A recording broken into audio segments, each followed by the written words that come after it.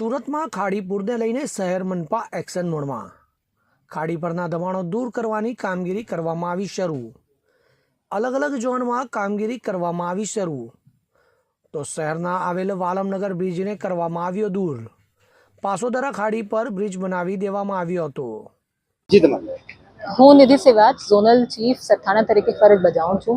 સુરત મહાનગરપાલિકા દ્વારા દર વર્ષે પ્રી મોન્સૂનની કામગીરી હાથ ધરવામાં આવે છે। આ વર્ષે પણ ધરવામાં આવી હતી।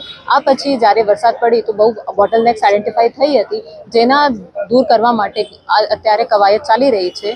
આમાં એક મુખ્ય વાલમનગર પાસે જો જૂનો બ્રિજ છે, આના કારણે બહુ એફ્લક્સ થતું હતું, આને અત્યારે અમે દૂર કરી રહ્યા છે। પાસોદરા ગામે ખાડીની વચ્ચે પાઇપ નાખીને કલવટ બનાવી દેવામાં આવ્યું હતું। આ પાઇપ કલવટ અત્યારે ઝોન દ્વારા દૂર કરવામાં આવી રહ્યું છે।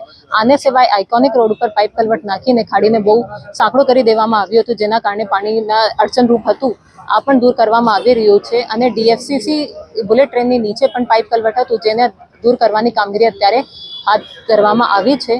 આ સિવાય પણ ડ્રોન મારફત આખી ખાડીના સર્વે કરવામાં આવી રહ્યું છે અને જો પણ એવી બોટલનેક્સ આઈડેન્ટિફાઈ થશે, આને પણ દૂર કરવામાં આવશે। હવે જુઓ દેશ દુનિયાની તમામ ખબરો તમારી આંગળીના ટેરવે। ઉઠાવો મોબાઈલ અને ગૂગલ પ્લે સ્ટોર પરથી ડાઉનલોડ કરો અમારી CN24 ન્યૂઝ મોબાઈલ એપ।